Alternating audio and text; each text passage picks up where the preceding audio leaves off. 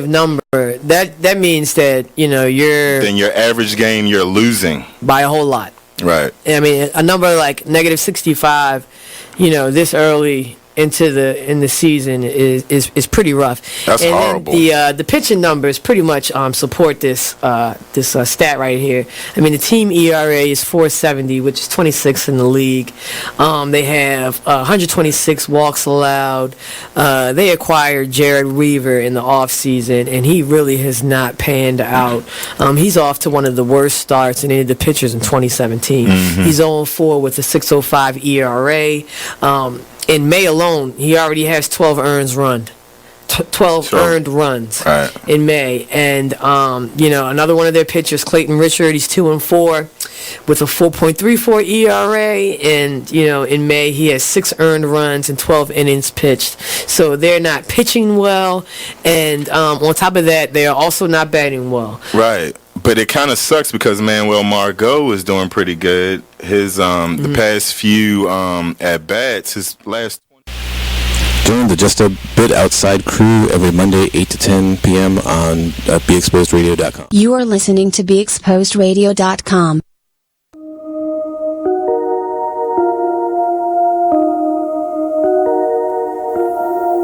This is a Poverty ENT exclusive.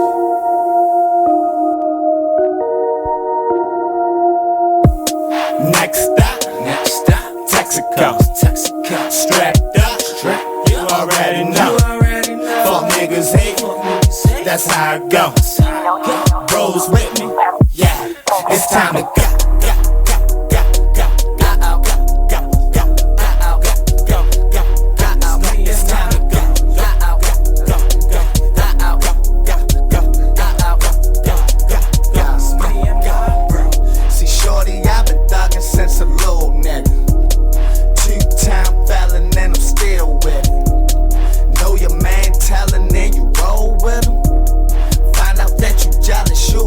Nigga, chose by another nigga, bitch, damn.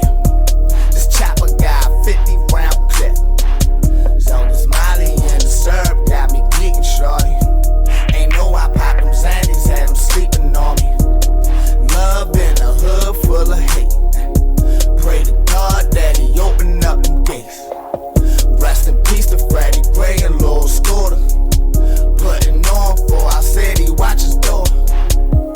Next stop, Texaco, strapped up, you already know, fuck niggas hate, that's how it goes, bros with me, yeah, it's time to go.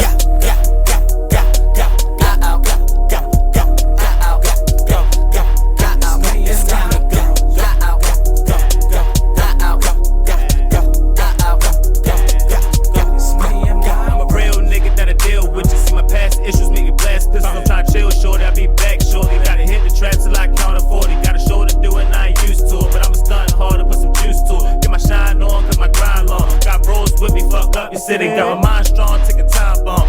Fuck a pot, I'd rather back the kitty. I don't want the city, don't call me Diddy. Yeah, I rap my city, ready to show them something they ain't ready for. Nigga voice firm so you can't ignore it. Talking shit like I'm fixing toilets. Shag a riff, I can see me torn. Horn cuffs, shades on, shirt off, strapped up, Molly down, blowing strong, riding around. The demonstration hold 50 rounds, I'm a fool with it. Got ratchet niggas that's cool with it. You got a cold heart till that ooh hit it. Stop fucking with me, got my mind set, see my mind state is at a high rate. Next stop, Texaco, strapped up, you already know, fuck niggas hate, that's how it goes, bros with me, yeah, it's time to go.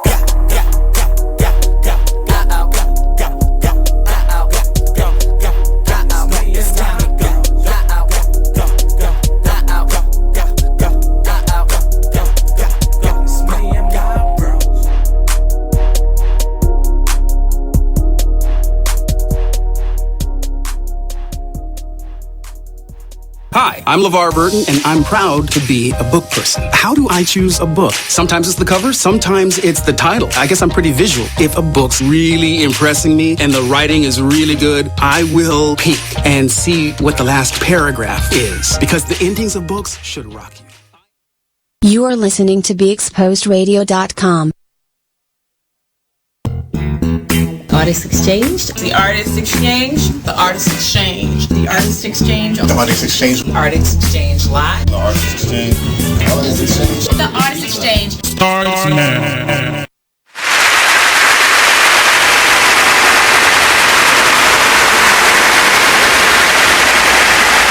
Welcome to the Artist Exchange radio show here live only on BeExposedRadio.com. I'm your host, Nate Couser. We're here. We were off last week. I needed a break because school had opened up. And that is, I give my hat off to parents who do this purposefully and on purpose every day of their lives. And other teachers, I am not aware of the day-to-day, because I sometimes do half of the school year or after school, but this is wow. But nevertheless, we have author Miss Jewel. Either one. Jewel. Yeah. Jewel Guy. I always go back and forth. Jewel Yep. Guy. She came on here first as a songstress, Yes. which she still is. Yes. And yes. one day she's gonna feel like giving us something of the nature. But she started a thread, a daily, I guess, affirmation. Yep.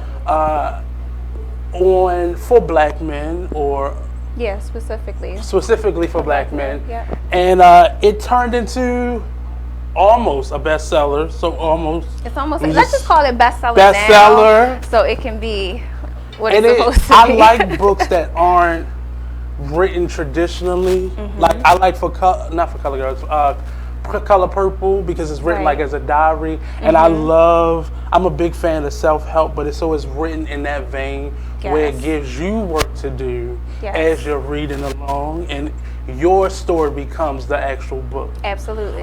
So I'm really excited. She gave me moments of pause because I found myself like, oh, I'm gonna just comment, and that begot a comment, and then she writes back on her comments, like she asks deeper questions. So you like, Jewel, like, not today, not today. So when I got quiet, that's me saying, Jewel, not today. I'm not going further with you today. That's but right. I'll come back at midnight and probably leave a comment or a response, because it can really ignite some things that are inside of you. And you were specifically talking to black men. Yes. It wasn't in relationship to women or other people. It was about you. Yes. And that was hard. So my first question to you is why? Yeah. Why start this trouble, miss? This is not trouble. I'm gonna call it healing work. Healing work. Okay. Because my first photo documentary series was on black couples, so Okay. that would show your love. So anybody who was paying attention And that's to my still thread, going? yep. So anybody who was paying attention to my thread beforehand, I had interviewed over 50 black couples, and ended up putting it into an ebook so people could read through their story, their challenges, their triumphs, not just the pretty some stuff. Interesting kind of conversations. I won't say responses, but conversations. Right. That you kind of collaborate or comprise in that one space. Right. So it was like the stepping stone into getting us to begin to have different types of conversation, not just the stuff where we expect people to be like, oh, this is beautiful, or the wedding day stuff, but like what happens after that? What happens when you have to get to know the other person? What happens when your expectations and your assumptions aren't really met, right? What happened when you have expectations that you shouldn't have? Right. So it's all of these different things. So it's peeling those layers back. So I knew that after I finished Show Your Love, I wanted to do something specifically for black men. I had a long list of things that happen within our communities, things that we don't talk about, things that we sweep under the rug. But black men kept coming up for me. Was it because of the responses you got? No, or was actually. it more so your experience? Like So it's more my experience. So I think in doing my interviews and speaking to my husband and us dealing with our first year of marriage at that time, so we're almost 4 years in. Congratulations. Thank you. Thinking about our challenges and some of the things that I had to come to bear with, like some of my own assumptions, some of the behaviors that I would do towards men and not even really recognize it. And I give a thought to say, I'm sorry about that, or... And you don't come off as like a bad person at all by any means. But you still found things that even you could work on. Yeah, so I feel like there's programming that we all go through, and so it's different for men and women. So whereas, for example, whereas in my case, I feel like women a lot of times go through that fairy tale phase where they see relationships through the eyes of fairy tale, where they're always looking for the one. And I know I can say that for me because I've personally done that, right? Always looking for the one, right? Not really looking at building friendships and building relationships and like really getting to know the other person. But I have this cookie cutter, imagination, and I need to fill in the holes, basically. And you're trying to fit these individuals into a mold that's not necessarily where they're supposed to be, right? Or maybe not even their purpose in my life, so trying to fit everybody into this one thing, it's not healthy. I see that a lot with single mothers who begin to turn their sons into the man that they want. So they start dressing them, and you notice how their young child normally mimics the men that they may bring in and out their life. Right. Like that's the first time I saw that pattern. Right. And so that's on the women's side. And then from my husband and my brothers-in-law, I learned that, they're not taught that go ahead, get in a relationship, get married, have children type thing. Wait, be patient. Yeah, right. Have fun. Don't put all your eggs in one basket. Go have fun. Explore. Right. So whereas we're telling women, little girls, settle down, we're telling men to go out there, spread your wild oats and all of that stuff. And then we, at some point in our life, we try to get into a relationship together, and we have totally different ideas of what a relationship looks like. And we never explore, like, okay, I want to be in a relationship with you. What does a relationship look like to you? Not what the popular opinion is, all of that stuff. Because just because it's popular doesn't mean that it's right for you. Because it's like a learning style. You have to fit what's right for you. Yes. And the hurtful part is I see parents that have both a boy or a girl. Yeah. Or both sets of children. And they're simultaneously teaching them without realizing these two separate ideals and never even talking to them together. It's like this secret conversation that you're having with your children. And I know me and my sister grew up totally different. Yeah. I had to learn after putting all my clothes in one wash machine how to wash clothes for myself as an adult. Because I would just throw stuff away because I didn't feel like washing clothes, or kept taking stuff to the cleaners, which I couldn't afford as a college student. Gotcha. But you just learning these two separate values, even in something minute as washing clothes, or something extreme and life-altering as a relationship. Exactly. So the first thing I wanted to ask you was, what happened to you that this was possible? Like, not necessarily what did you do, but what was your experience? Man. And you don't have to be personal, but what was your experience? I think it's important to be personal because I think we're always trying to hide behind something, right? Unless you go through tests and trials and things, that's how you get the lessons, for real. Right. So like I said before, my husband and I had a lot of what we call carefrontations during our first year. He's such a nice person. So it's between carefrontations and warm discussions, but it was a getting to know you type thing. So whereas I had brought in behaviors that I had basically done in all of my relationships, he was like, wait a minute, pump the brakes. Was this before or after the marriage? I think we had a lot of learning even leading up to marriage, but our first year of marriage is probably where I noticed it the most. We've always been like really open, talk about everything type things. But I think it was more so me having to check myself. Him coming to me and saying, okay, your faces, that makes me feel, and I'm good for that, but I know it's like a part of me too. So when I'm not feeling something, I may not say it to you, but my eyebrows have frowned, Because I remember in your relationship series, you talked a lot about keeping your thoughts in your inside without realizing you were showing them. Absolutely, because I've always been a private person. So that was one thing. He was the over communicator. So he was bringing me out of my shell. during that first year. So we're going to continue this conversation because I got questions. But we're going to come right back. The Artist Exchange Radio Show with Jewel Guy, author, singer, writer, healer, all that. And we're going to explore more only on BeExposedRadio.com. Yeah, I had a lot of... There's a rumor going around that Tyler Perry and Oprah are beefing. Well, let me tell you about this. Tyler, okay, told Oprah, bitch, if you don't have my money, we're going to have a problem. Ooh. Oprah said, what is the problem? Ooh. You said if I don't have your money, there was going to be a problem. So Oprah is standing her ground like, bitch, I'm in charge. You know, you may have a $250 million studio over there that you film all your shows and movies and stuff on, but I have the empire. That's what Oprah said. Oh, these are her exact words. Allegedly. I made this up. But allegedly. I made it all up.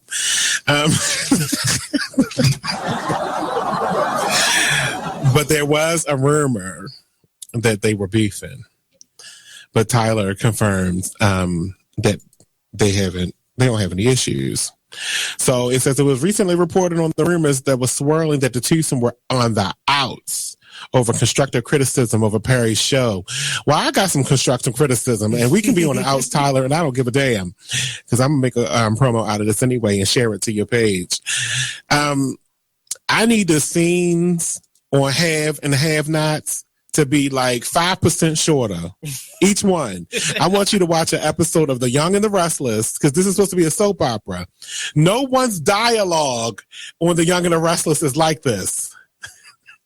You don't have to talk about the random plant in the corner for 25 minutes on one damn scene. They talk about random plants. It was a blood stain on the floor for 5 episodes. I can't take it. We need to kick this up. I'm sorry. I love the Have and the Have-Nots, and I continue to watch it in its 5th season, but I get so mad when I can go get myself a glass of water and come back and he had just started the next sentence in his first paragraph. I can't stand it. They just want to get the point across. It's not but you don't get the point for 4 episodes. It's too much. So, now according to ET Online reports, Tyler Perry has a pre-cut and dried response to a pretty cut and dry response to the rumors about him and Oprah. Here's what he says. It's completely false. What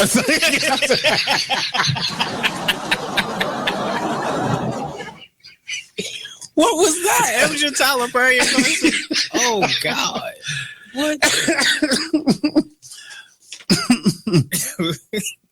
That was my Medea voice. Oh, gotcha. Nothing is accurate in this article except for mine and Oprah's names. That's what he said. I mean, you see what I mean? You gotta stick around. I mean, every Tuesday at 7 p.m. I mean, they pay us to do this. So we go off every week right here on BeExposedRadio.com.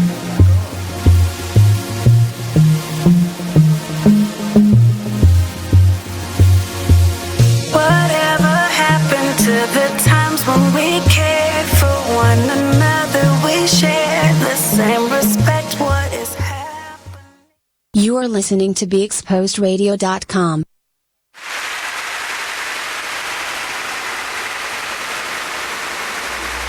All people difficult, and I was saying, like, I just want to set a boundary. That's right. Like, I can't be, you know, you can't call me at 12 a.m. and expect for me to answer. And one of the things that I've gotten out of my vocabulary is expectations. Yeah. I can't expect for you to do anything. Mm-hmm.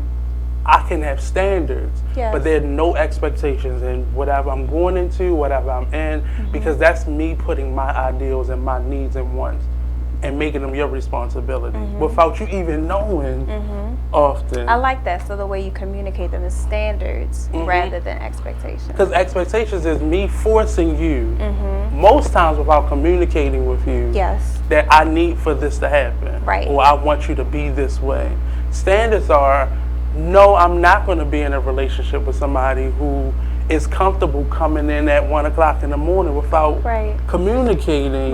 Like, so I'm not worried, or you're not worried, or it's just certain standards in my relationships with people that I'm not willing to budge on, but I don't have expectations for you. Gotcha. Which means I'm not mad. I'm never going to be mad at you. I'm just not putting up with this. Gotcha.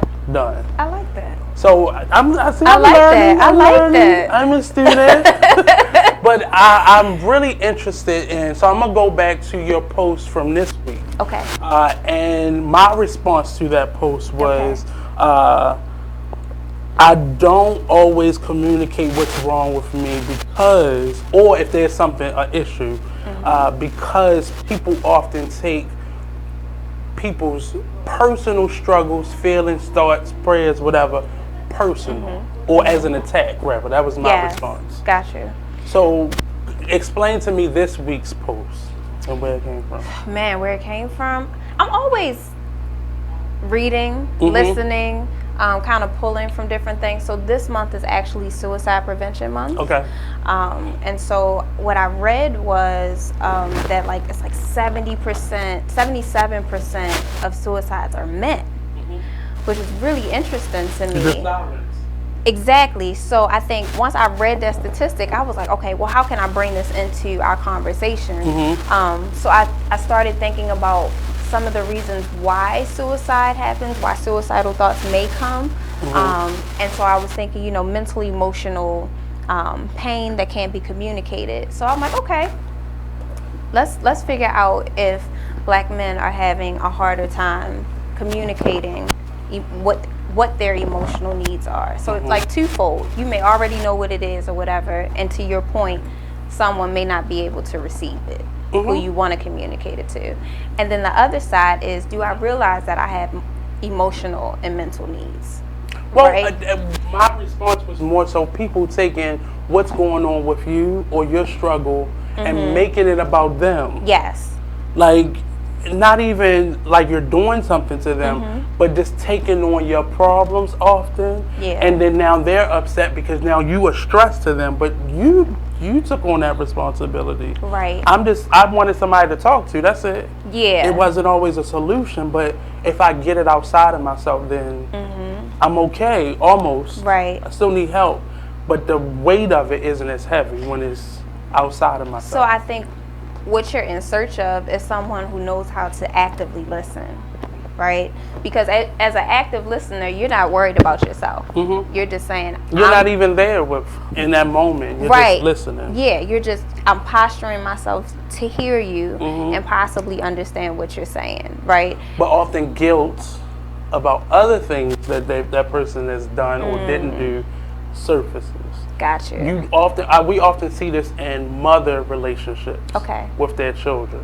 So I say something to my mother, and not personally my mother, sorry. Just an example. But just to a mother, and mothers often internalize it and turn it into something that they've done wrong.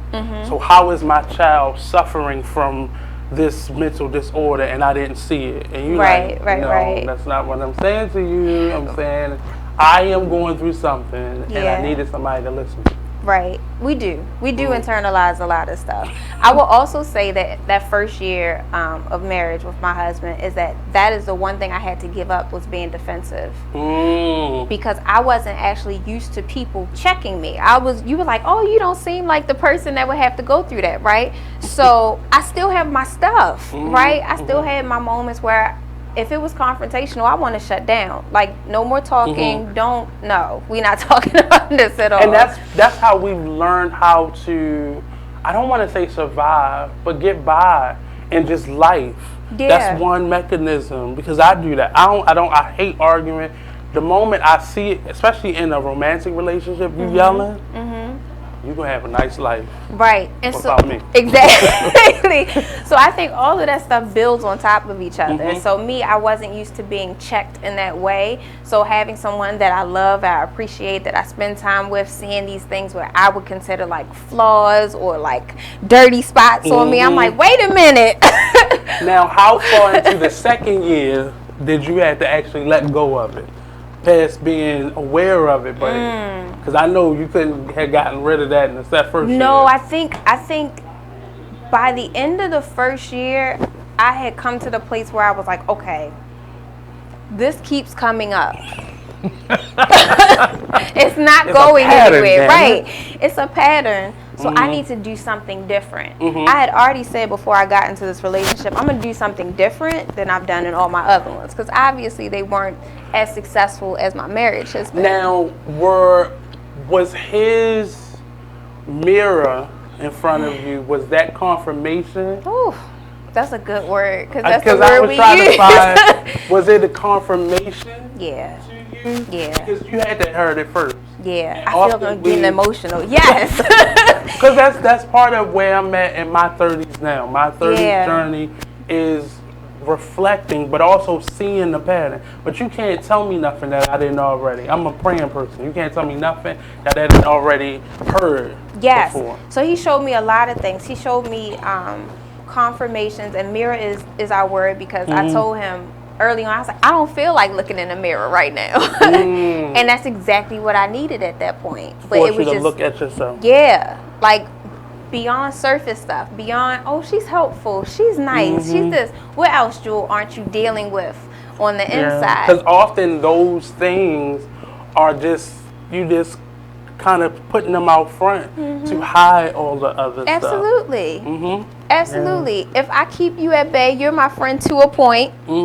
We ain't got to deal with all this stuff. Like, and you still feel as strongly as they do. Yes. But they don't know how far away from you are. Like, even, I would even say, even with my best friend, we've been best friends for probably about 8 years or so. But even in our relationship, we've said like, oh, we don't talk about this, or I don't talk to you about this. It's been in the last maybe year that we are the closest that we have ever been, where we like really communicate. It's an awkward feeling to let somebody that close to you, because it's happened before. Whether it was a parent that broke your heart, or a relative, or somebody early on, ruined that for everybody else that came until you finally decide. But we're going to come back. We got a longer segment, so we're going to get into it real deep. So don't go anywhere. The Artist Exchange Radio Show with Jewel Guy when we return, only on BigExposedRadio.com. This is, I'm telling you, that's why I reached out to you.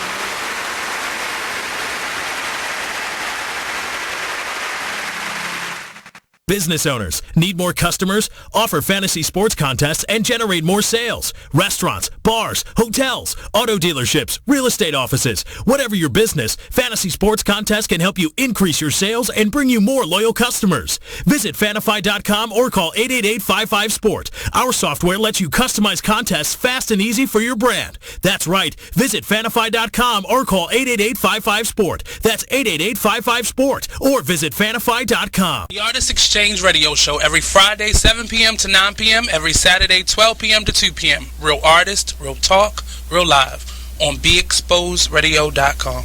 I was meeting with a friend yesterday, and I've gotten to the point where don't ask me a question, because the truth is going to come out. Exactly. Just don't do it. If you ain't looking for the truth, don't come to me. Don't do it, because I can't hold my tongue. And she wants to be this stylist, boutique, but you're not doing anything in that nature, and I can't take you seriously if you're not doing those things. And I understood why people didn't take me seriously, because I found myself in somebody else's lane. I was good at what I was doing and what I wanted to be, but I wasn't doing it for me. So how can I ask you to take me seriously if I'm living in somebody else's shoes? And nobody can do what you do, and I think that's a big problem that people face now. Like, you see what somebody else is doing and you want to do that when that's not your lane. That's not your lane. That's not what you're supposed to be doing. But it's popular. It's getting that person money. It's getting that person applause. Oh, I want applause. I want money. Let me stand over here behind that. You are listening to BeExposedRadio.com.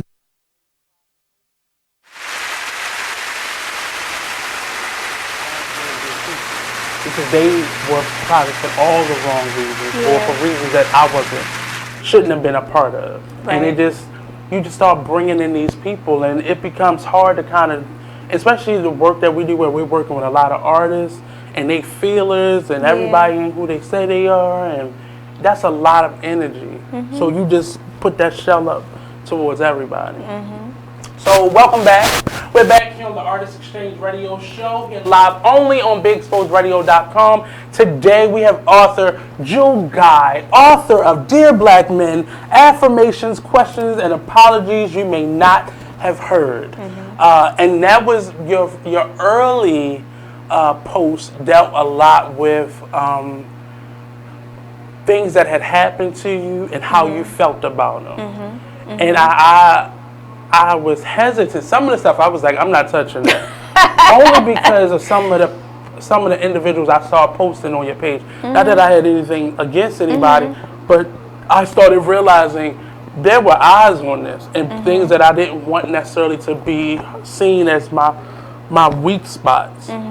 But it started forcing me to kind of either journal more, or even some of the activities I was doing inside of my classroom about storytelling, like bringing up certain things and not being afraid to kind of live your authentic self because of things that have happened to you. So, and you writing this, how much have you learned about men?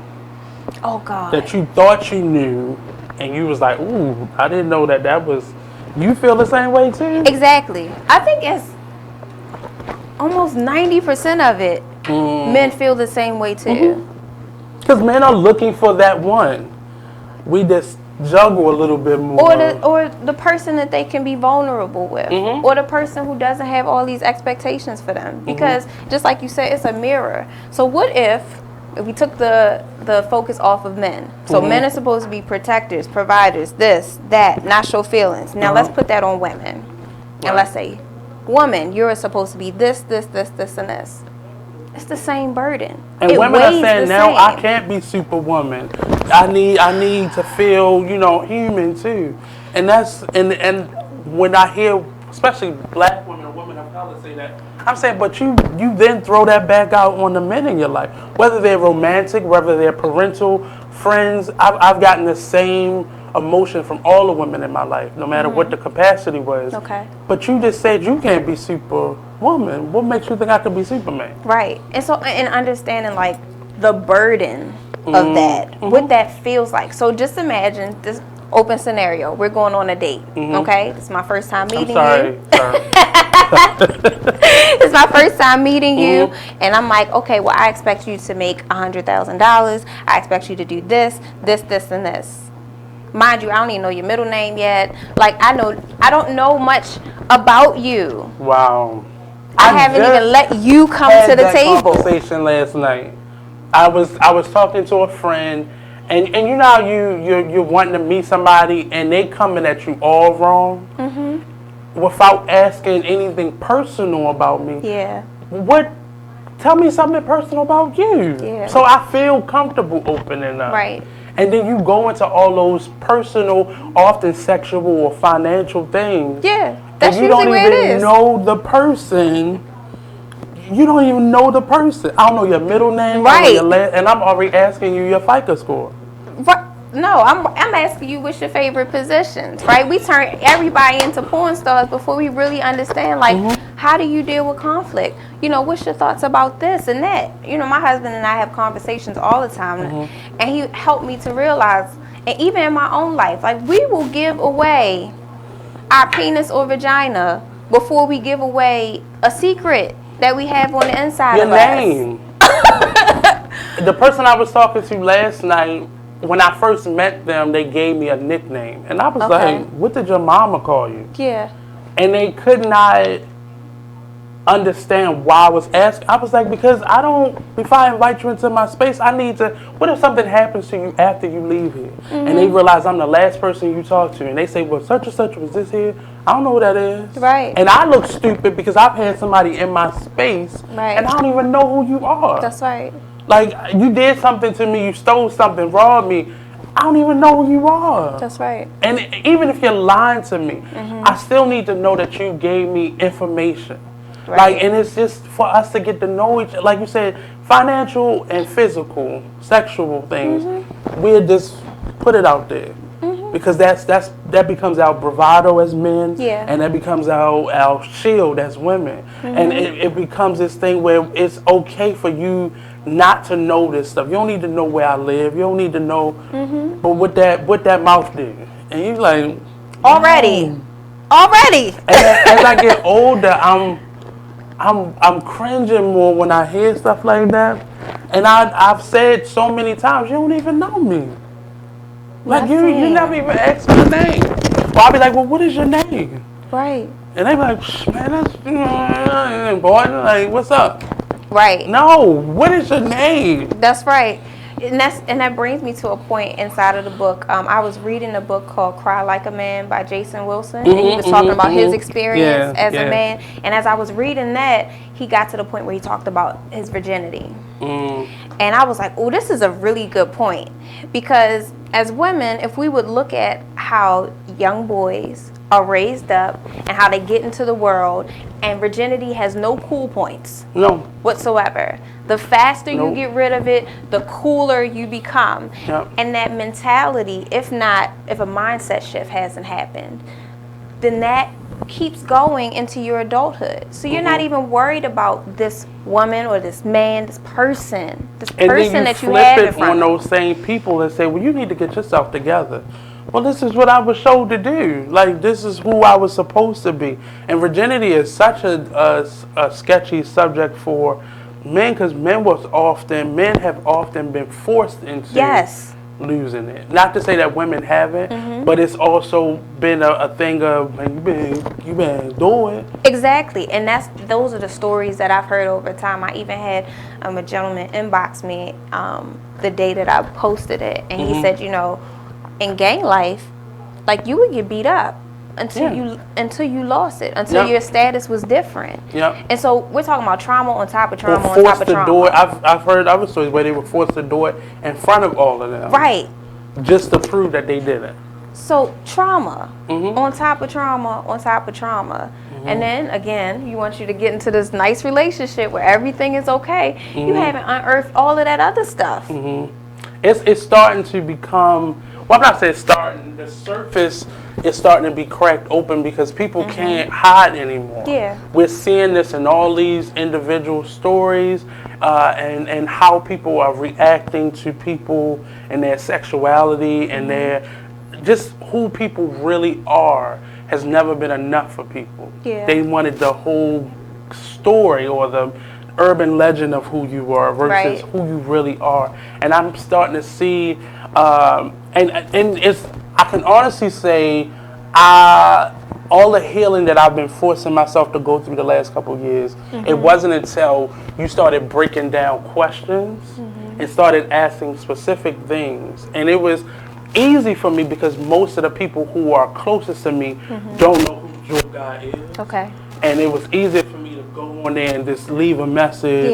And then the thing that would get me is you would then make me dig deeper in that. And I was like, look, I commented on Facebook. I liked it. I said it. What else do you want me to do?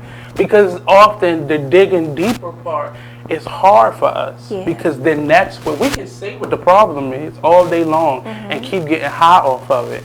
But until we really dig to the surface and say, well, I enjoyed it, or this has really hurt me, or this made me cry, or this hurt my feelings, or this person is the person that did it.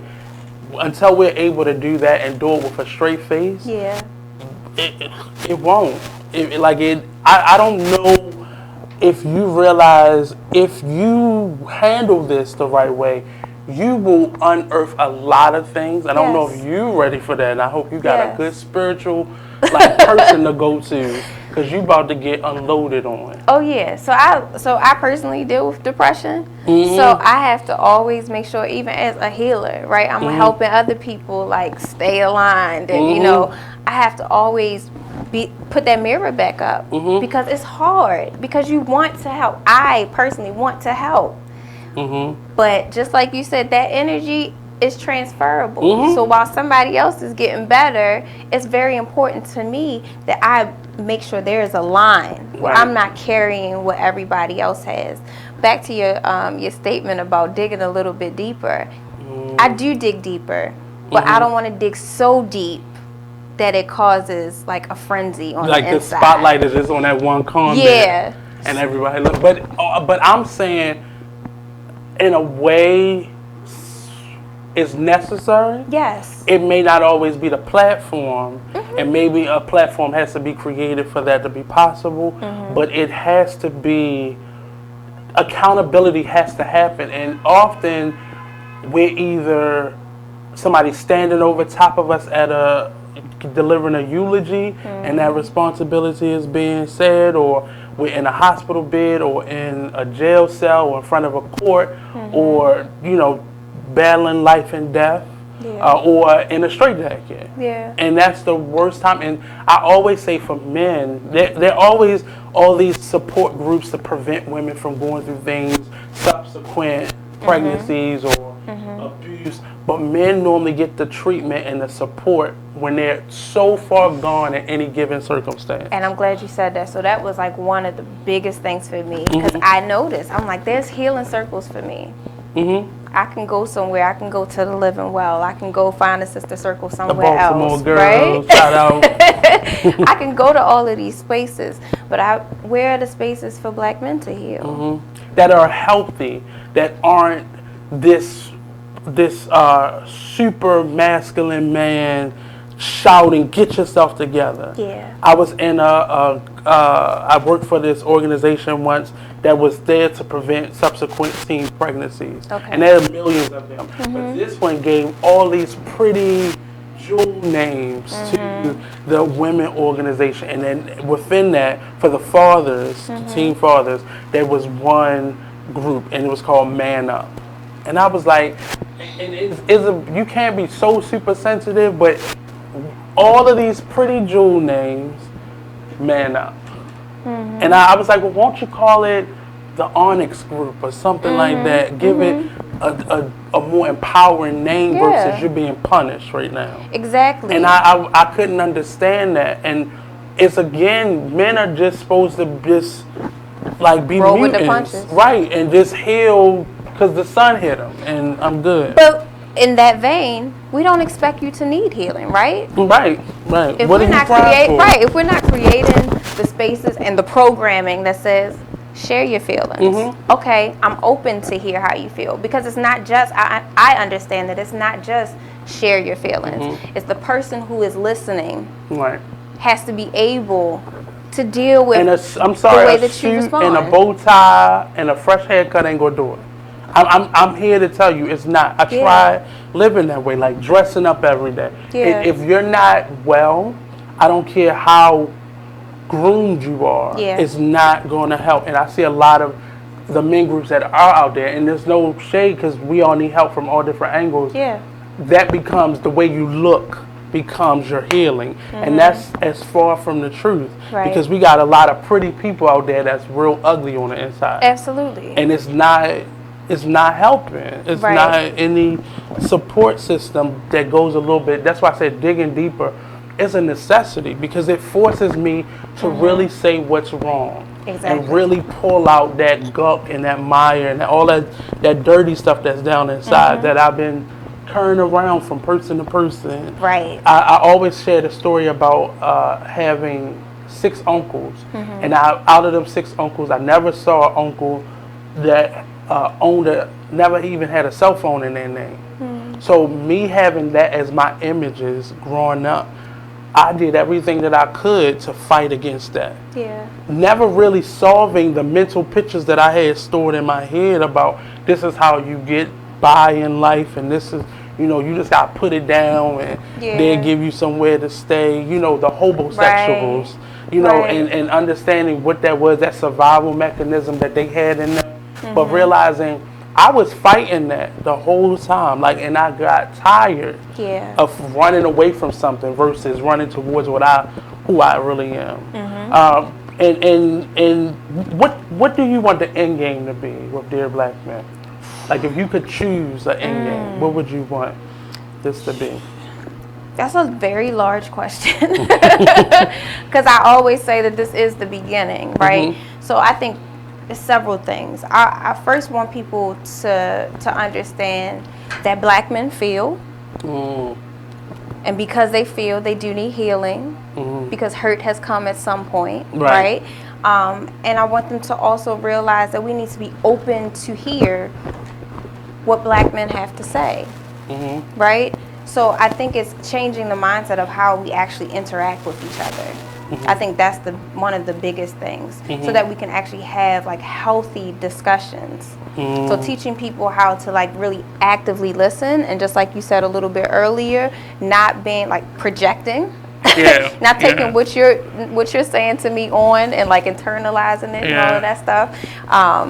But actually learning how to have a conversation that yields good results. I'm not saying you got to agree on everything. I'm saying, that becomes the point. Like, when we have arguments, the assumption is we have to come to a understanding. No. If I understand where you're coming from, now I understand your thought process. And we're going to end on that. We'll be right back. Don't go anywhere. Artist Exchange Radio Show with your guy, Dear Black Men. Yes. So on, ... When we return, don't go anywhere. This is it's strange, and it is it's scary all at the same time. That not so much that this is necessary, but people don't see the necessity in it. Listen, there have been women who have said on my earlier posts, like as I was going through apologies, like, sis, why you apologize? I don't know these people. Sis, why you apologizing to Black men? My husband took the book to work to show different people, lots of women co-workers. It's like, y'all don't need no apologies. And that's just where they are in their journey. Exactly. And most of them are dealing with young Black men. And I in the last year, as long as I've been a teaching artist, I've never had an incident.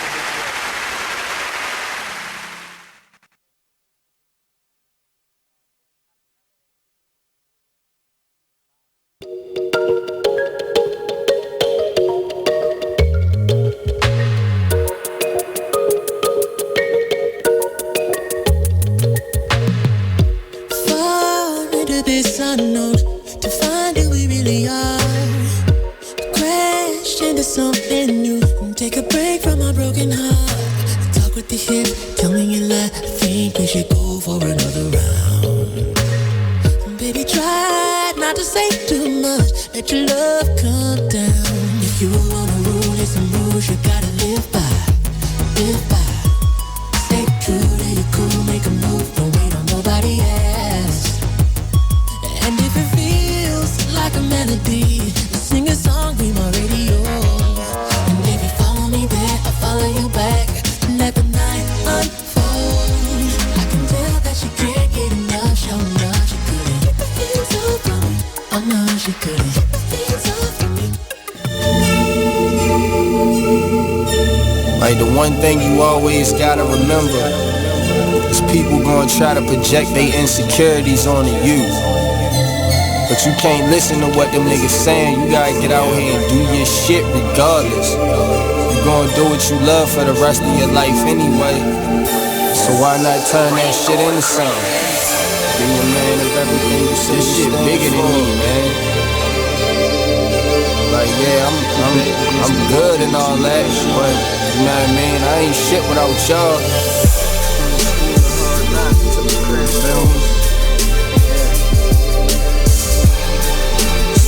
What you up to, just go hard. Don't matter. Can you imagine how really having nothing is? Stomach growling, you ain't got no food in the fridge. Surviving on a jail diet of water and bread. No father figure, that's cause my father did. Mom bringing different niggas in and out the crib. No money, so you seen this less than all you. You are listening to BeExposedRadio.com. Sometimes it's just cool down pill. Like, I'm totally against medication, but it is we're at a space where nobody is talking about it. We're not honest. No. We're not honest with ourselves. And if we have people around us who continue to cheer us on and never correct us, then we buy into delusion. Like, I've done that for myself. Like, I had to sit down with myself and be like, yo, you lied to yourself, like, until you really believed it. And as artists, we've got a thing about us where we'll talk it through. And it'll be a lie. We've fed this to ourselves and we're like, oh, I'm going to justify this craziness. The whole time. When you're not happy. But I'm gonna get what I need to get out of this. No, bro, you miserable. Get out of it. That's Run. right. Be honest. And I've stayed in friendships, and like I said, I kind of detached myself from certain things because I realized at 36, I'm 36 now, these relationships were not healthy for me. Yeah. And who the person was insignificant compared to me needing to move forward. And once you get yourself together, if you good, then we can talk about mending. It ain't gonna never be the same, right? But we can definitely mend. And I think we're at a space where I'm sorry, like, but you got a job to do. And it's and a big you need to one. start recruiting people to, be your counselors. But I can just imagine what you've gotten. So we're back here on the Artist Exchange Radio Show. I'm here with Jewel Guy, and we're speaking about her book, Dear Black Men.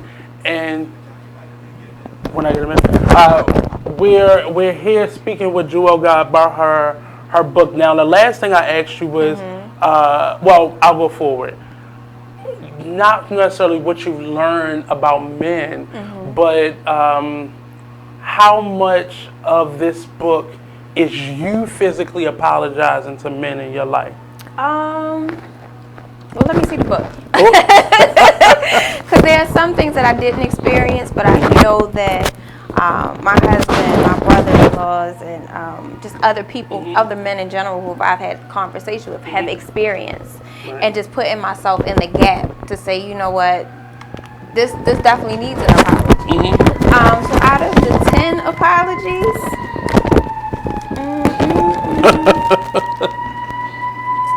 I would say most of them. Maybe to various people, not just in romantic relationships. So even forgive me for disrespecting your boundaries and villainizing you for sticking up for them. I didn't take rejection well. Like, I could think of a past relationship where we didn't really have titles. He told me exactly what it was from the beginning. And you thought your love, your cooking, that voice was so good. Something, right? But I didn't respect his boundaries, his place. I saw, okay, yes, we continue to spend time together, all of those things, and my feelings changed. His standards didn't change, right? But I let the emotional take over it. And is room for lessons in that too, because I've often had to tell some male friends, well, that should have been when you saw she was, making you dinner when you came over at midnight. Who does that? That should have been the time where you say, hey, like, this moving too fast for me. I'm not really, I said in the beginning, reaffirming what you had already said. So that's the teachable moment. We can't just be like, see, it was your fault, you had it, but I saw it happening, or I should have been more aware, versus, I'm going to get this and this tonight, okay? Right. And people only do that when they really feel something for you. And that's very true. But I put it back on personal responsibility, right? So I can't tell him what he's supposed to do, right? Or what he feels. I have to control what I can control. Right. And so I know that I felt the shift, right? And I started expecting some different things, even getting mad, like getting upset that he was still sticking to his guns on what he had going on, and knowing that really wasn't where I needed to be anyway. That's another internal truth that I had to realize. I think along with this, and this is just a supporter suggestion. Yes, absolutely. But just start creating those vocabulary words so we can redefine what like suppose means, or expectations means, or roles are, or just what healing really looks like, because people think healing means I'm happy now, because often the healing makes you feel worse sometimes because you had to face whatever it is that was keeping you from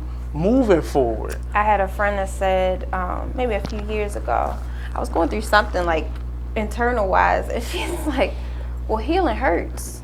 And sometimes we don't think about that. We think about like the scab already there and everything's fine. No. The process of getting the full healing, it can be painful. Yep, the healing is just opening it up and fixing whatever's wrong. Right, addressing it, The scab don't come till after that. Right, and to your point of like defining certain things, I think some of us have so many things defined that we're so rigid.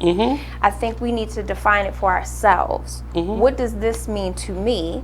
And so when I bring someone else into my life, okay, I'm gonna just tell you now that a relationship means this to me. What does it mean to you? What does it mean to you? Do we have any synergy there? And that's a hard thing, because that's where expectations come, because if I feel this way about a relationship, you like me, so you must think the same way I think. Pump your brakes. Right. Pump your brakes. Right. That's a whole other person. Different experiences, different upbringing. You might have some similarities, but you are not me. Right. And Facebook had this meme going around, stop expecting you out of everybody else. Yes, I definitely had that as my profile for a couple weeks, because that's a harsh thing to understand. So we're going to go to a quick commercial break. We'll be right back here for the second hour with Jewel Guy, author extraordinaire. Don't go anywhere. This is it's necessary, because even I'm making.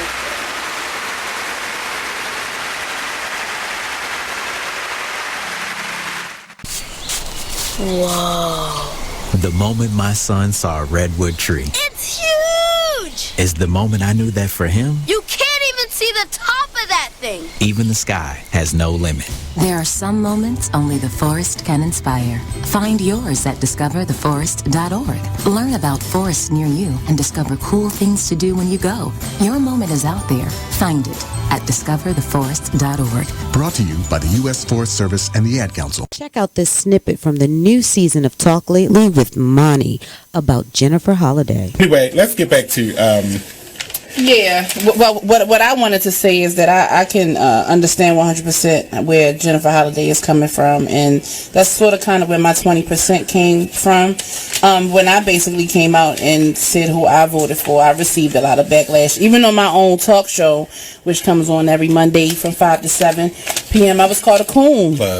Okay, yeah, shout out for the plug. But yeah, someone actually, they told CJ Bernie that I was a coon, and that really hurt me. I've been called everything from a fat whatever and everything, but someone actually commented on his Facebook I didn't even say that. That's kind of called me a coon, but it's like it's crazy, because I just feel like someone like Jennifer Holliday, I understand why she stepped down, but I'm kind of upset with her because I think she still should have performed. If you're going to jump out there, then stand in your truth. Don't let no one stop you or change your mind about anything. And listen, no one put a gun to her head and made her sign on for that.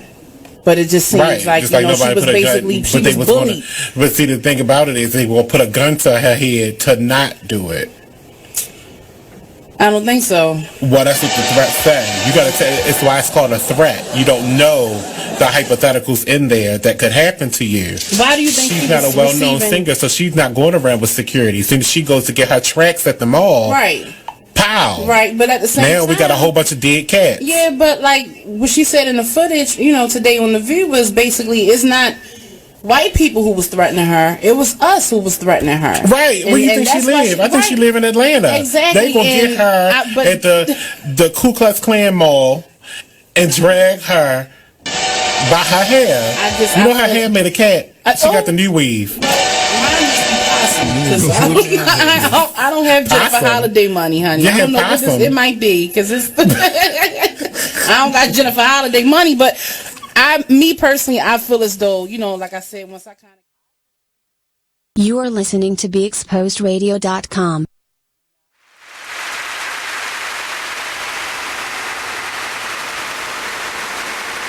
Slowly fall asleep on me. And like this, I really commend you for being honest and transparent, even in your journey with this, because we're not, again, like you said, we don't tell each other the truth. We don't. And we don't tell ourselves, like, the lie to yourself is comical to me. Like, when we lie to ourselves as if we're not ourselves, it is almost borderline psychotic. It is. And you know what? The other thing is that when we say it to ourselves, we are our own counsel. So you don't have anybody checking you on it, saying, girl, you know you lying. Right. Boy, you know you're not supposed to be doing that. We don't have anybody checking us. So I am going to agree with me. I wrote a poem about that a long time ago because I was in the midst of my own foolishness. Okay. And you know how you step outside and you're like, oh, I'm going to get real with myself. And you realize just how crazy your interpretation of right was and how you justify being right in the craziest situation. So in you writing this book, having a husband, having a sons, I think you said you had brothers, and being around these men in your life, what did the women say? What was the women's response? So a few people have asked me about my journey and why I started. And, what did you do, Jules? So somebody on my post who I didn't know at the time, like, commented, was like, oh, she probably effed up. She probably, she's trying to get back into good graces and all of that stuff. And I didn't comment back on that.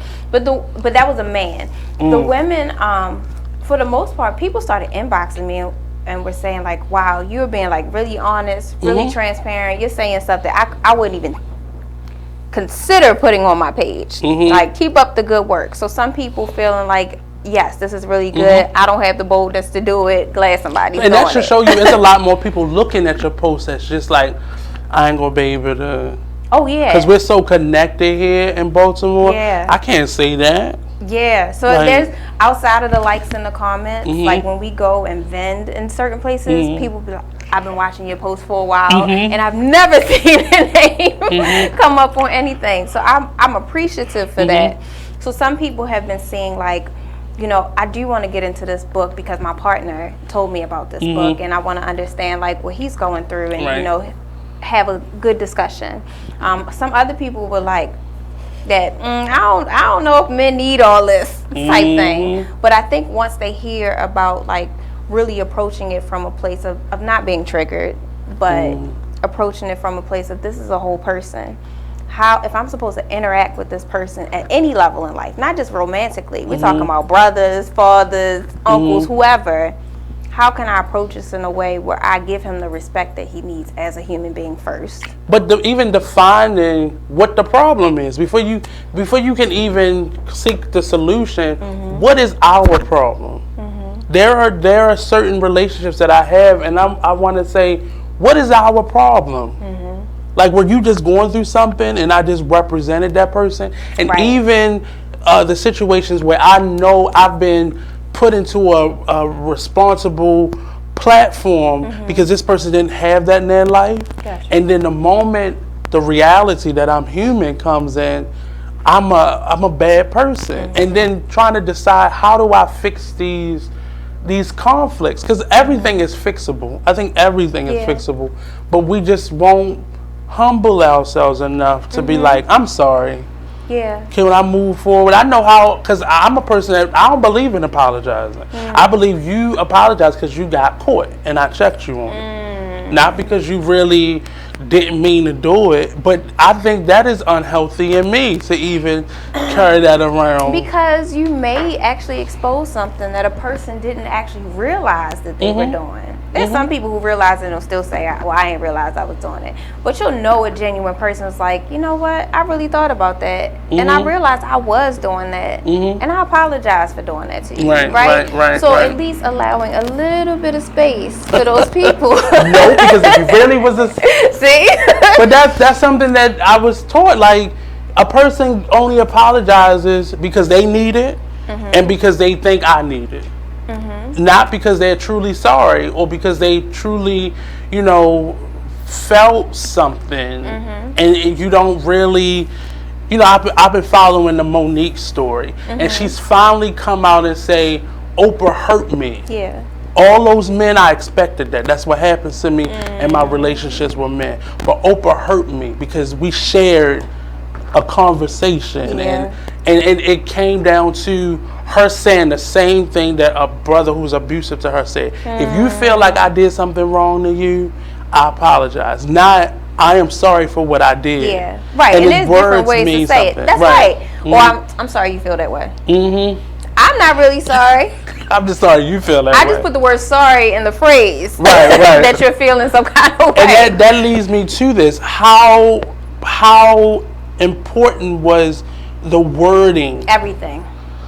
So how long did it take you kind of to finalize, even in the book, not even, I mean the post too, but certainly because it's permanent. You can go back and delete a post. Yeah, so I think, I know that, so all of these, except for maybe one, have been posts. And so one was the confirmation, just like internal, just like saying to my husband, listen to this. How does this register with you? And if there was any like kind of conflict with it, I'm like, okay, there's a better way that I can word it, because the way that I type it up, you have certain amount of characters for that colored, you know, sheet of paper on Facebook. They're giving you a little bit more now. So I have to make sure it can fit inside of there, but also when people read it, that there's not a million interpretations of it. It can at least hit 95% of the course. Because even the comments, like, some of the posts I would jump right in and comment on, just so I can get myself out of the way, so I can read everything everybody else was saying. And I noticed certain people took things certain ways. Yeah, in different ways. Right, or somebody will read something I wrote or something somebody else wrote, and their comment would be, well, I don't think that's what she meant. Like, and I'd be like, well, that's what I saw. So I think she cool with that. Right. But that's just how I saw it. Right. Based on what I was going through. Exactly. And so I think there was one of them, gosh, it may have been about co-parenting or something, that like sparked something in the comments. And I was like, whoa, wait a minute. That's a real thing. Right. So I think it was probably the way that it was said. So co-parenting, the way that I had recognized it before, was usually the parents were separate,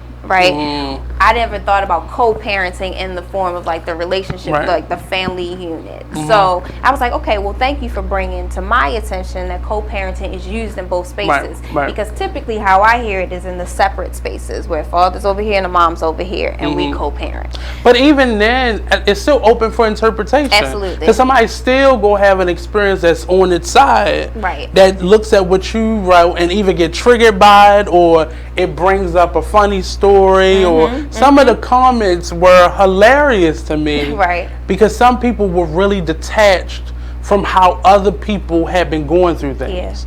Like, if that's not, like, for me, I don't really know what it feels like to be in a public school. So I'm teaching in these schools, and I can't relate to there not being AC. Like that, like this child gotta walk around with a coat on. Like, get your child out of here, but there's nowhere else for them to go that isn't going through the same thing. So it's people who always interpret based on their experience, and some people don't know what co-parenting is. Like that one, I just read the comments. I'm not taking nobody children, so I don't know what that personally means. But I've been a part of a family union where my mother got remarried. So that's my interpretation of it, and that's my experience of it. Not personally being a parent, but being the child in the relationship. So that's a totally different expectation of that question or the response from that. But you know what? Like I really open it up to however you interpret it, right? Because that may have been really good for somebody else who had similar situations. So that's what I love about the comments, and it's one of the reasons why I ask open-ended questions. If what has been you trying to trip somebody up, you trying to get somebody flipping. If what has been said from crying in the middle of the night.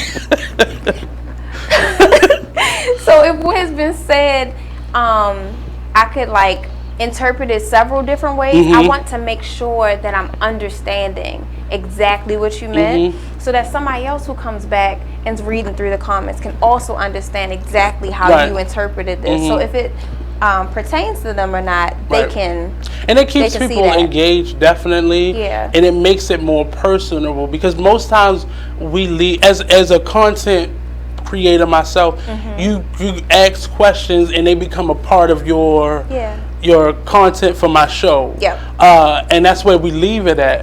But the follow-ups really forced me to be like, pump your brakes, Joel. Or it would just give me, I think the last one, it would just, I ended up responding to somebody else asked after you had asked to follow up.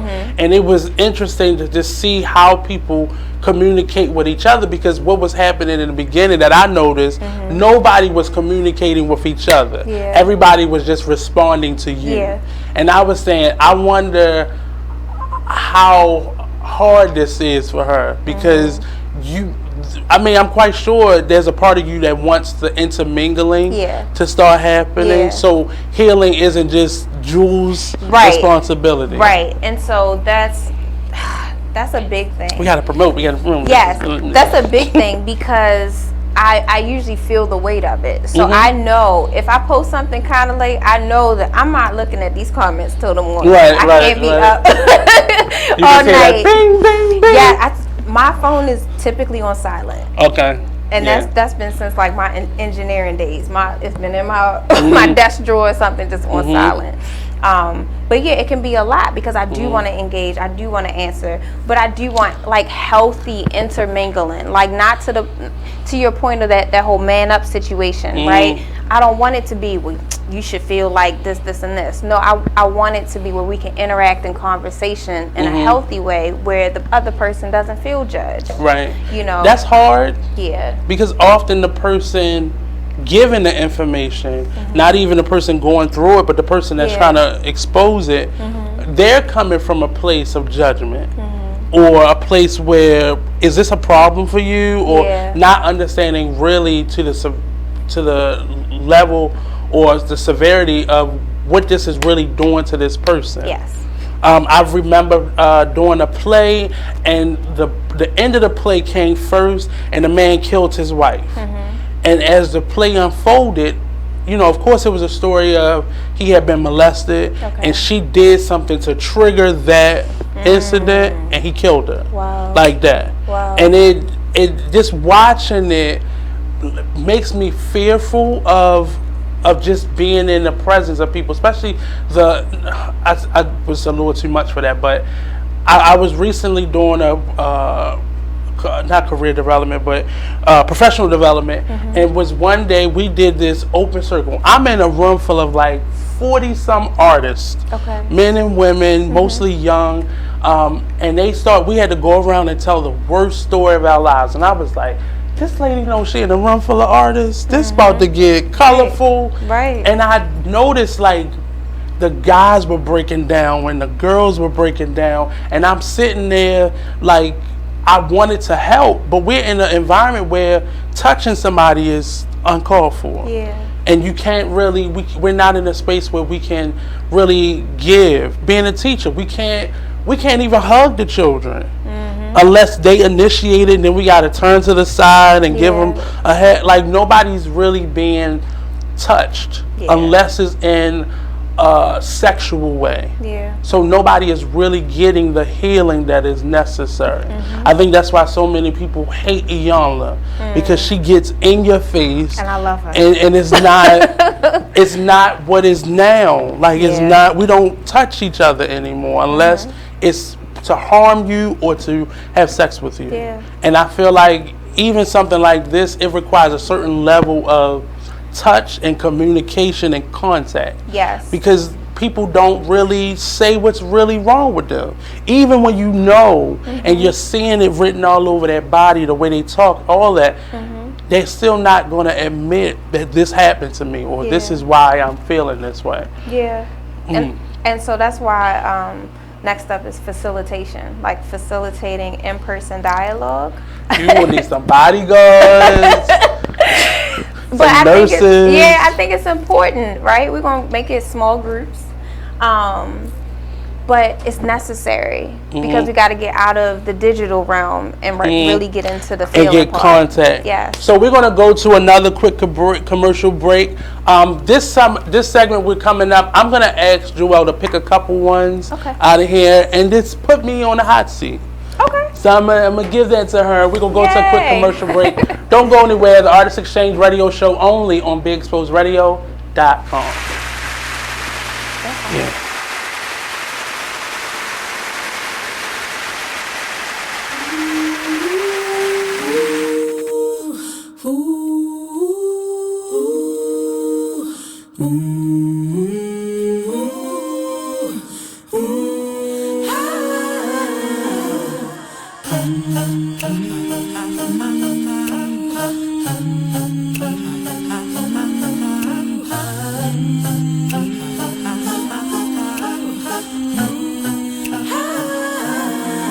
You're like an internal bleeder.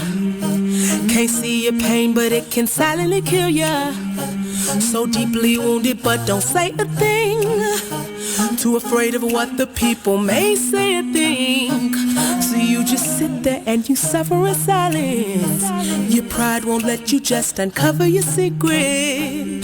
Don't wanna look weak in your image, it ain't worth losing. So you just act as if it's nothing happening.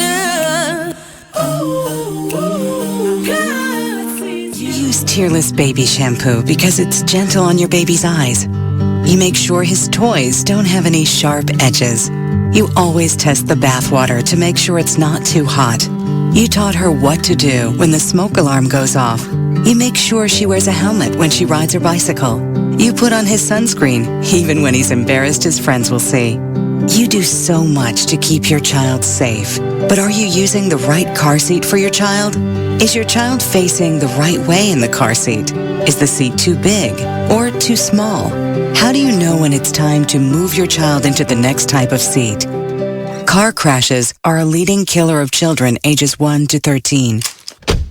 Protect your child's future at every stage of life. For information on the right seat for your child, visit safercar.gov/the-right-seat. That's safercar.gov/the-right-seat. A message from the National Highway Traffic Safety Administration and the Ad Council. Why is Connor having trouble focusing in school? Having trouble finding Connor's middle school? Would you like directions? No, why is Connor having trouble focusing in school? Finding lowest airfare to Istanbul. No, I'm tired of fighting with him over homework. Home, walk, restaurant. Need a review? No, I need help. He's very smart, but his mind wanders. He's disorganized. I think I understand. Oh, good. Finding best potatoes.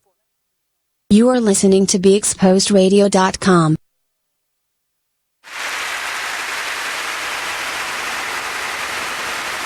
And I gotta be this person consistently. I gotta live in this truth forever, because I think most people who are like somebody that's on the down low, they want to get caught. A part of them wants to get caught so they can be relieved of whatever that pressure is. So they don't have to physically say it from their mouths. You have the whole situation surrounding it. Right, and that's why I say I think it's more the rejection is easy because I expected the rejection. Gotcha. It's the other part of it. So now I know, and now this becomes a part of the everyday conversation. So she's starting stuff. She's a fire starter. So so we're back here on the Artist Exchange Radio Show. I'm here with Jewel God. First, tell us where we can buy the book or where we can buy a lovely t-shirt or support your mission. Okay, so you can buy the book on Amazon. You can buy them personally from me. You can buy them on... Her man got them because people will send you right to the table. You can buy them on blurb.com. Right now they're in Wisdom Book Center. That's on Liberty Heights Avenue. They're at Breaking Bread on Washington Boulevard. And there might be a couple copies in Flourish on St. Paul. So there's a gamut of places that you can go. Call me. Hit her up. We're ordering t-shirts. I just put in an order for t-shirts. So if you need that, inbox me, Jewel Guy, and we'll get it to you. So I have put myself on a hot seat. It's already hot in here, but I want to go through maybe one or two of them and just see what your process is. So we're going to see this in workshops and symposiums soon. So I just want to see how you then will help them lost souls out in the world. Touch them, Lord. Well, that's very funny because I was actually going to start with having them go to the post inside of here that resonated with them most? Because I think that's really where it starts. The third one. The third one. Okay. The third apology? The third one. Hey, okay.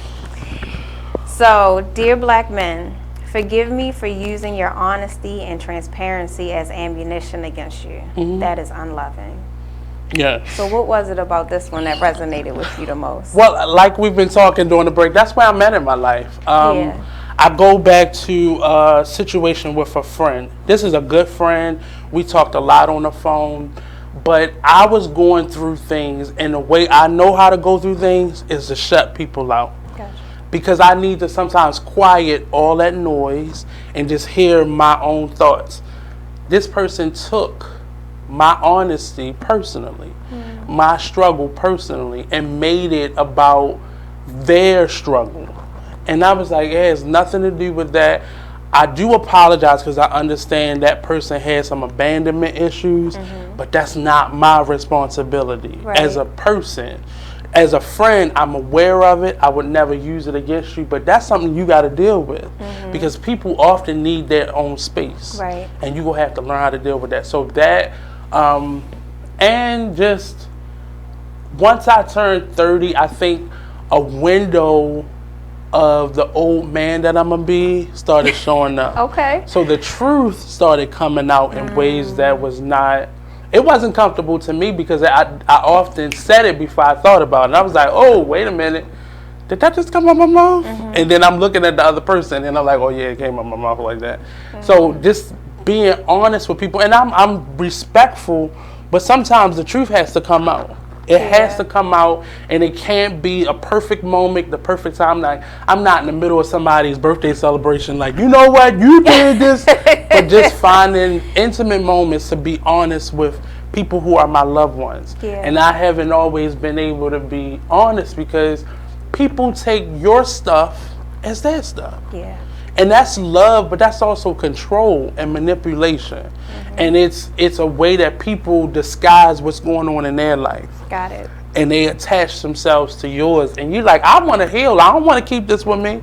So you let go so I can let go. Right. It's almost like they're advocating for you to like continue to stay mad. Or why would this person do it to you rather than being able to filter through. We all have that friendship where when we get on the phone, we just go vent.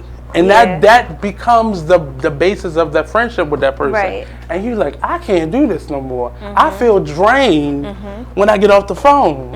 Or we on the phone for hours and this person lives far away from me. And it became like we was complaining about college. Neither one of us have seen the campus in years. Like, why are we still complaining? And I both noticed that we were still striving for things, but we wasn't really where we wanted to be because we had this venting session that we would have like once a day for like 5 or 6 hours in the middle of the night. Like, this is not healthy. Like, neither one of us are getting sleep because we talking to each other. We're our time difference, so we both doing something we ain't supposed to be doing. Like, this is crazy. And then we're preventing ourselves from really growing. We wouldn't go on dates. We'd be on the phone with each other like, I gotta go. I ain't got somebody waiting at me at home. So did you communicate that once you like felt that way? I didn't communicate it until I already severed the tie. And when it wasn't that I didn't think we would ever be friends again. It wasn't even about our friendship. I was getting me together. And it wasn't until that person took it personally that I was like, no, this is what is wrong with me. And I hate always after the fact communicating because at that point you're explaining yourself. And I already feel that it's this way.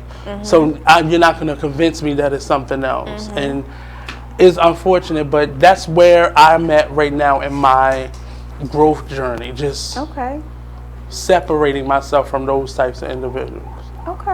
Let's do another one. Dance mine. I already knew where it was at.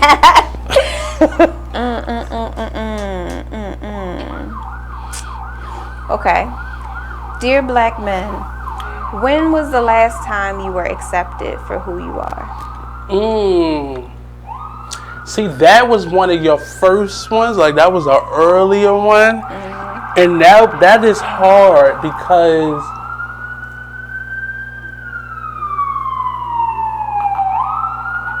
It's hard. That's a real hard one because I always showed up as my representative. I'm old, dependable Nate. And not to say my representative isn't part of me, but it's a part of me. It's not me. So to be honest, it's only been in the last maybe year or so because I've had to start saying no more. I've had to start choosing myself more. I've had to start, removing people. So people are starting to see me. And they don't like it because this is not the supportive Nate. This is not the old dependable Nate that they know. And no, I can't be everything to everybody. So I think I just had a date last week, and I've never felt more accepted for my whole self beyond that moment. So 36 years in last week. Wow. And I can honestly say that because people saw a shell of who I was, not, me and my whole self. So we're going to take a break. This is fun. We might do 1 or 2 more. Don't go anywhere. We'll be right back. Yeah, that is, these are harsh realities. But that's good, though. And normally the lie that you would say to myself, like, I think people always knew who I was, and just to save your face, but I have to really understand, like, I didn't always show up, and I wasn't being fake. I'm really a dependable person. I'm really a supportive person, but who I really am is hardworking. I'm driven. I'm creative. Even me being an actor, most people who don't realize I owe Sally Mae a lot of money for wanting to be an actor, and they've never seen me on stage.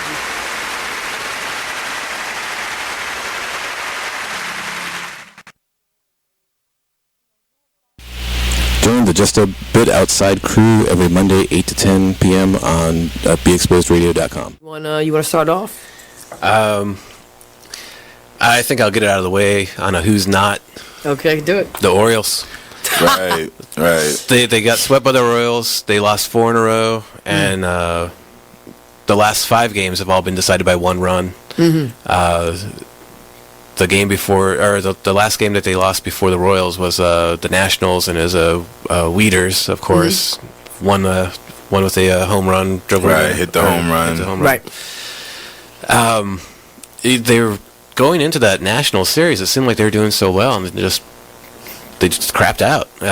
They got that game postponed, so who knows when they're going to replay that or play that game. That's my first not for the night. Okay. Okay, I'm going to go ahead and weigh in on my who's not, and I'm going to talk about the San Diego Padres. The Padres. That's okay. You just took my answer. They're in last place in the NL West. They've lost 8 of their last 10. Their run differential is a negative 65, which is just horrible. So when you have let me just talk about run differential a little bit. It's kind of like the how much you're winning or losing your games by, pretty much. Yeah. Okay. It's like the margin of victory, kind of. Right. So when you're in a negative number, that means that you're. Then your average game you're losing by a whole lot. Right. I mean, a number like negative 65, this early in the season is pretty rough. That's horrible. The pitching numbers pretty much support this stat right here. I mean, the team ERA is 4.70, which is 26th in the league. They have 126 walks allowed. They acquired Jared Weaver in the offseason, and he really has not panned out. He's off to one of the worst starts in any of the pitchers in 2017. He's 0-4 with a 6.05 ERA. In May alone, he already has 12 earned runs. 12 earned runs in May. And, another one of their pitchers, Clayton Richard, he's 2-4 with a 4.34 ERA. And, in May, he has 6 earned runs and 12 innings pitched. So they're not pitching well. And on top of that, they are also not batting well. Right. But it kind of sucks because Manuel Margot is doing pretty good. His the past few at bats, his last. Join the Just a Bit Outside crew every Monday, 8 to 10 p.m. on BeExposedRadio.com.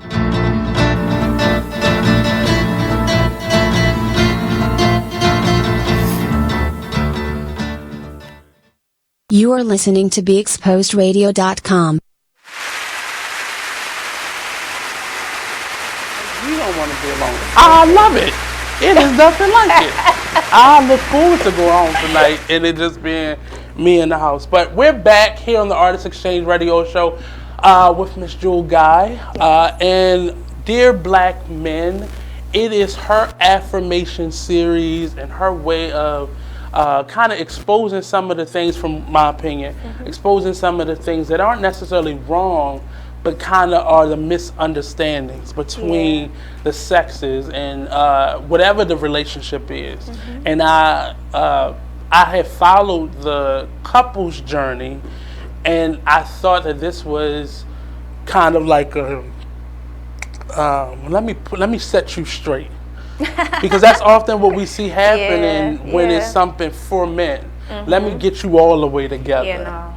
And as I started seeing the posts, I think I paid too much attention to the comments at first and not the actual post, because I would comment real quick and then I would start seeing all the posts come, and and there was a couple people that I knew and I was like, they comment? This was wrong with you? Oh, that's why. Okay, I see now. Oh, I see. And it started being a way of kind of discovering other people and why they think the way they think and what your issue with them may have been. And that definitely helped me to kind of start conversations with guys who were posting, who I kind of like, that's a lost cause. Let me go over here somewhere. But it just sparked conversations that we wouldn't normally have with each other. And I think to that point, we're so easy to throw people away. Oh, yeah. This is a disposable generation. Right, not together. Like, it's not a whole human being inside of there. And so I think every time we interact with someone else, it is a reflection in some kind of way. So whether it's the way that we treat that person, you know, for what we think we know, or, you know, how this person presents themselves, is it not in the way that you think they're supposed to be? It's always some type of reflection for us, but we don't always get the lesson every time. Well, it's hard to get the lesson when you're still in your mess. Exactly. You still in your mess trying to help somebody else get out of their mess, and you just creating a mess between the two of you. And it's hard. It's really hard. But we went through a couple of them, and I think I want to try my hand and maybe one more. These are personal. These are like, I'm trying not it's to like a therapy session. I'm not trying to go too deep for you. Have you ever did therapy yourself? Yes, I've been to therapy. This feels like a different type of therapy, because the questions aren't always preset. And not to say you preset these questions, but going into them already having this arsenal of questions. No matter what you ask me, it's something that connects to something. Which is scary. That means there's a lot wrong. But that just means that we all have like some commonalities, and that's really where all of this comes from. Of course, like if you're not a dad, maybe you won't know exactly, you know, the question. But you've been a son. Yeah, but you've been a son, right? And now maybe you can see some of these fathers' explanations and say, oh, well, maybe my father was feeling kind of like. And some of them were things that I had already starting to come to grips with the dad ones. Because how can you make these decisions? And now I'm at the age when my father passed away, and I'm saying, I keep secrets. I'm not always honest about my feelings. Could this have possibly been his problem? But you don't know to know those things until you've been through them yourself. Very true. So that kind of goes into the Dear Black Men, forgive me for making our children casualties of our broken relationships a little bit. Because that's what I heard, separation. That was an early on question too. I didn't know how to cope with my hurt. Yeah, that's the big one. And a lot of times I'll have people, we were at a book signing and a guy came over, he was flipping through the book on the other side of the room. He's like, I had to come over once I saw this one. Like, he was like, I'm dealing with this. I know other people who are dealing with this, you know, just because. But as a child in that relationship, we are often pawns or totally left out of the equation, not realizing my life is changing too. Yeah, being the product of a single home where the dad had died, the mom eventually remarried, and you have to include, or at least not include, but have conversations. Yeah.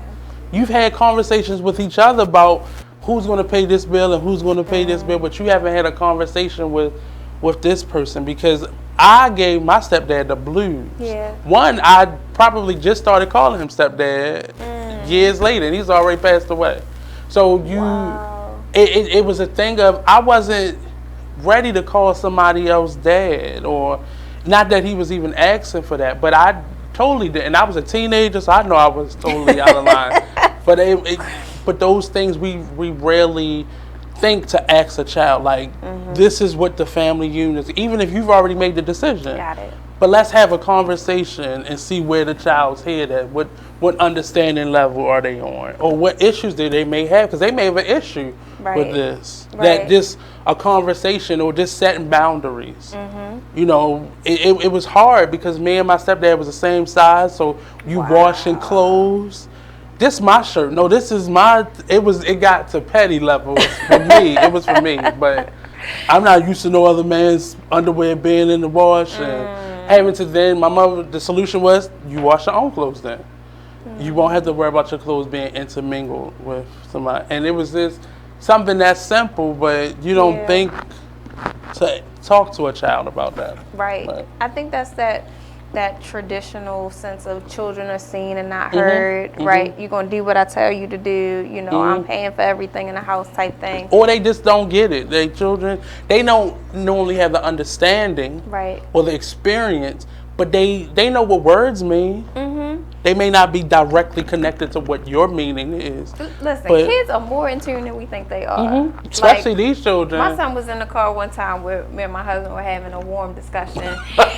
And so when I came back in the house, he was like, Mom, I heard you and Dad arguing. He was like, I think you guys should just like take some time apart, you know, think about it or whatever, and then come back together. He was like, but that's just my observation. How old is he? He's 12. Okay, yeah. But even younger kids, they know, they can feel like everything is energy. So they know when things are good and they know when things aren't feeling that great. And so they may not be able to articulate everything, but they can tell you that something is off. And you got to start leaning on your children, not necessarily for therapy, but just to know that they understand and they feel they're human beings. Right. So they understand even nonverbal cues are possible for children. Some children, it may go over their head because they just in their own space. Right. But you know, like when it's an uneasy home, because you don't want to talk and this person not talking. And walking on eggshells. But the fear in that is that's how they will then handle their households. Right. Or their relationships. Right. And then if you're not talking, I'm just not going to communicate with people.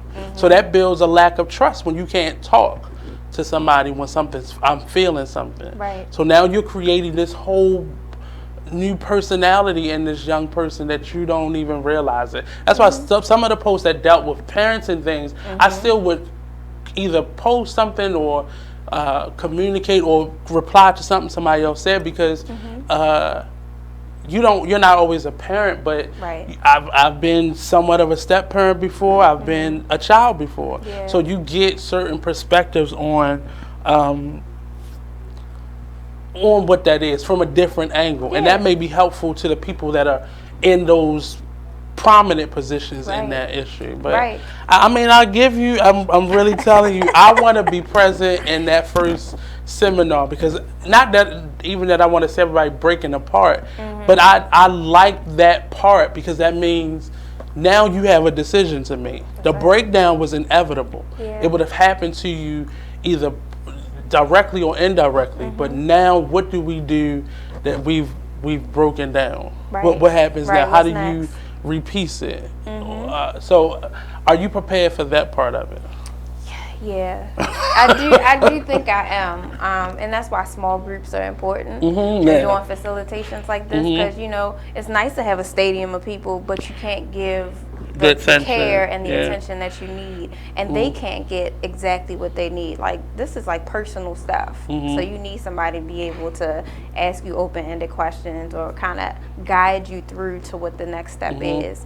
How are you setting up your self-care regimen? Oh yeah, that's a big one. So I do Reiki, so I'm always like, meditation is really big for me because my mind is always all over the place. So I have to take time to be quiet a lot. Right. And that's a big thing for me. So like, since the weather has been good, I've been sitting on the porch just like either reading something that's like feeding my spirit or just like meditating or just taking time not to do anything. Like, no Facebook, no running around the town, like just sitting down and just like being present in the moment. I just had a conversation, I think almost 2 weeks ago now, about realizing when you're breaking down and not shutting down at the breakdown. Because most people will sit down, I can say this for myself, I will shut down once I'm shut down completely. But you think that that's because the problem has surfaced, then that's where the healing is. And that's not, right? So usually we feel it internally first. So dealing with like chakras and things like that, you'll feel the energy shift on the inside first. But you're thinking, Superman, Superwoman, I can keep going. I can get like 5 more things done. No, that was the trigger to say, sit down, get it together on the inside. Sit down before you are set down. Pretty much. And that's a strong thing. Strokes run in my family. And I've recently, for the first time ever in life, had to be in the hospital. Okay. And it was tonsils, but realizing your stress triggered that. Yep. Like, and we're not cognizant of that because we feel like, I gotta get this moving. I gotta pay these bills. I gotta get to where I'm going. I'm an entrepreneur, so you sleep when you dead. Like, no, you gonna be dead. Yeah. Real simple. And so for me, it's just pacing myself, like really recognizing the signs before it becomes a physical sign. Recognizing it's on the inside because we can still feel what's going on the inside. But yeah, that's paramount. Or I'll do something like every other day. So if I have a big event or whatever, I might not have something for the next 2 days, just so I can like sit down and recoup. And I think, like, especially when you're doing something like this, you trying to force yourself to, like, I'm gonna do it every day, and then that turns into every Tuesday or every, and then you feeling bad because you're like, man, I done but it's okay to change you haven't changed your mission, but just change your interaction, like, because you need time. You now have compiled enough of them where it's an actual book, but you need that time now. And I think people are more understanding than what we think they are. But as artists, we try to micromanage every little minute detail versus letting it be what it's going to be, and not being so afraid that it's never going to happen. Was, if we look, that's us looking for the resolution rather than just letting the process be. Yeah. So, where are you with book number 2? That's very interesting. I just had a conversation. Even though book number 1 is this morning just about out. it. So, book number 2 will possibly be a thing. It's something that I've already thought about in possible volumes. But I'm learning to take my time in all of this stuff because I never want to put something out just to put it out. Like, everything in this book is purposeful, and the next book will be that much more purposeful, right? So I'm always building, I'm always taking inventory of like the conversations and things like that, but I know that what's really next is facilitation and really getting that in-person contact, where people where men actually have a safe space to come to, right? Because I created the digital safe space for Dear Black Men, and that's nice. But there should be a safe space where if you're across town, you can come to this place at this time. But are you prepared for? Well, my husband going, so I want to come and. Oh yeah, absolutely. Because I thought about it at first. I'm like, should this just be men? And it could be. And we'll figure that out as we get started, right? But if you are a partner and you're looking to really open your discussion, then you need to be there. Right. Because you're going to be in a space, especially if he invites you, So what parameters are you putting up for those partners or women? Yeah, so we're going to talk about active listening and what that looks like first. And what non-judgmental and not interrupting looks like, right? And that's going to be the Crazy first part. that we have to explain that, but that's the big thing, because most of the time you're interrupted. Because she's sitting in the back. I wish you, and you've already shut off that person's ability to share. Right. So I'm gonna be very clear. Like if that's the way that you operate, you're going to need to leave now, because that's not how we're going to run this. Okay. So there is no judgment in the space. It can't be, because you can't get someone to heal when they know judgment is around the corner. It's just not going to work. Because that really keeps people closed off and pushed back from moving forward and just expressing. I see so many young people and older people not able to express themselves, and that's where the anger and like that rage comes from, because I don't know how to articulate what I'm feeling in this moment, and the frustration from that makes me erupt. Exactly. Especially if you always told what you're saying is not important, whether it's directly or indirectly.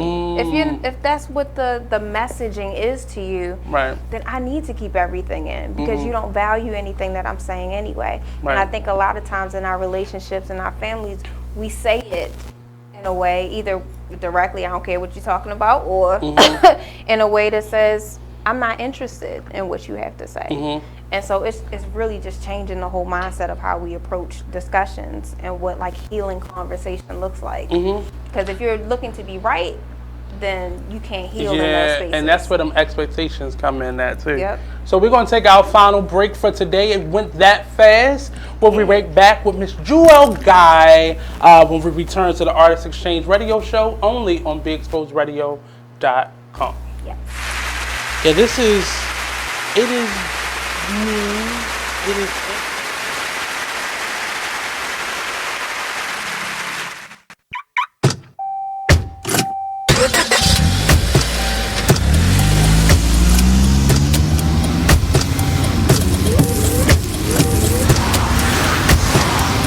Driving has a rhythm all its own. Don't wreck it with a text. Before you get behind the wheel, silence your phone. Or better yet, designate a texter. For more text-free driving tips, visit stoptextstoprex.org. Brought to you by the Ad Council and the National Highway Traffic Safety Administration. Green light. Hey girl, school zone. I'm getting hungry. Car changing lanes. You want to meet me for pizza? Stop sign. Intersection clear. Yeah, street. Pizza sounds good. Ballin' Street? Girlin' Street! It's hard to concentrate on two things at once, like texting and driving. Stop the text, stop the wrecks. How will you stop texting and driving? Tell us at stoptextstoprex.org. Brought to you by the National Highway Traffic Safety Administration and the Ad Council. Now listen to BeExposedRadio.com. Check out this fire flashback. We need to relearn what it is to be these bosses and how we conduct ourselves as business-minded individuals and just people in general. I let my gut, and if I call it gut or God or whatever, I'm led by that energy. I know where it comes from. I know where it's, taking me, and you have to figure out what is important to you, and don't play this game. It's a game that we've learned to play, this chess game, and life is not a chess game. Life is real, bones, flesh, blood, decisions. Make sure you check out the Artist Exchange Show every Monday and Friday at 2 p.m. only on BeExposedRadio.com.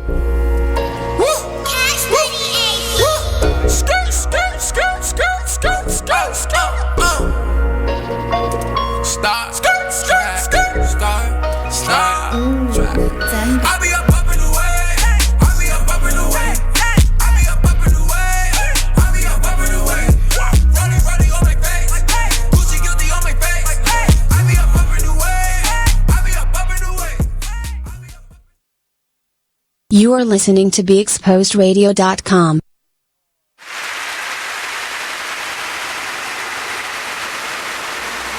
Why is that?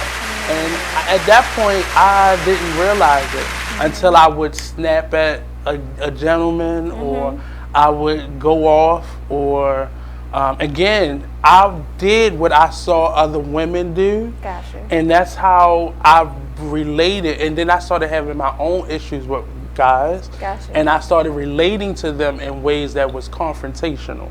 And it was hard for me to break that cycle, because I would go off on a man as if we were in a relationship. And I had one of my friends, straight male, say to me, dude, we not sleeping together. And I said, well, we are still friends and you will respect. And I was like, I heard myself saying it, and I was like, somebody who just listened to this would think we were sleeping together. Because it was just the way I learned how to talk to men. And it became the way that I, even being a supervisor, that's how because you're supposed to be harder on men. You're supposed, because they can take it. And you gotta be gentle and passive and quiet when dealing with women. And that just became how I treated my relationships. And it's why most men keep me at a distance, and most women run havoc in my life. And I try to learn how to discipline it, or, keep it under control, but you've already let them run amok. And what else are they gonna do when they have the freedom? But in closing, I definitely want to, and I say this a lot, but I definitely want to see how I can be of help, or how we could, how I could help you or support you in whatever you're doing. Again, let us know where we can buy the book and where we can find you at on social media. So you can find me at jewelguy.co on Instagram, jewelguy on Facebook. You can also go to my website, www.jewelguy.co. You can buy the book on Amazon, on blurb.com, blurb.com. You can buy it around the city of Baltimore in Flourish, Wisdom Book Center on Liberty Heights, and Breaking Bread on Washington Boulevard. And one of the questions I wanted to ask you is, and people following your post, how would you like them to, not necessarily respond, but how would you prepare them for your posts in terms of being a part of them? That's very interesting. So I would say go back through the page and look through the posts and see what the nature of the posts are, right? Because Dear Black Men was created to create safe space in a non-judgmental and non-interrupting atmosphere. So if you're triggered by something, I would say that's not a good time to post or comment on something. Just read. You can just read comments. Just read and maybe journal at that time. If it's something that you would like to share, I would say by all means share. Share what you feel. Or drop your bomb and wait for the notification that Jewel responded. Because I'm definitely going to respond. I like to engage.